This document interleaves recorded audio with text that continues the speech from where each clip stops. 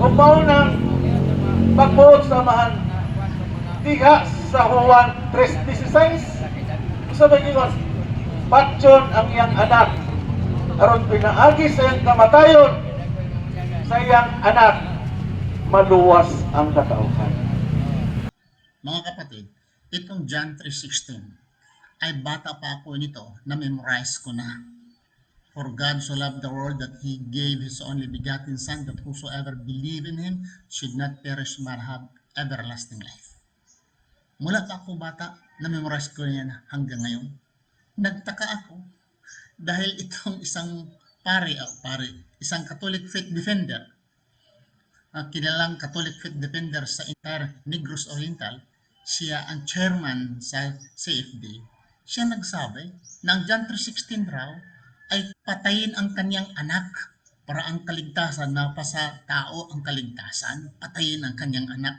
Hindi naman sinabi yan. Basahin ninyo. Basahin ninyo. Pan ko. Ibibigay ko sa inyo. Ha? Basahin nyo maayos.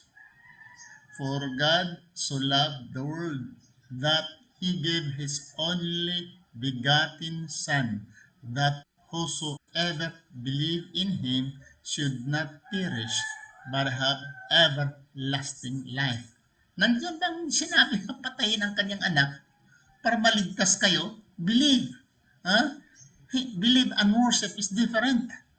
Ang iba naman dyan, they interpreted as if you worship Jesus Christ as God, you will be saved. Ito naman ang isa, patayin para mapasa tao ang kaligtasan. Ang iba, sambahin si Kristo. Hindi naman sinabi dyan, worship eh. Aywan ko, kawindang-windang mga Kristiyano eh. Naku, kawindang-windang talaga. At sinungaling. Okay? Kayo nang bahala. Basta ang nasulat, basahin nyo uli at bigyan nyo ng interpretasyon. Okay? Or maghanap kayo sa mga komentary ninyo. Maraming salamat. Assalamualaikum warahmatullahi wabarakatuh.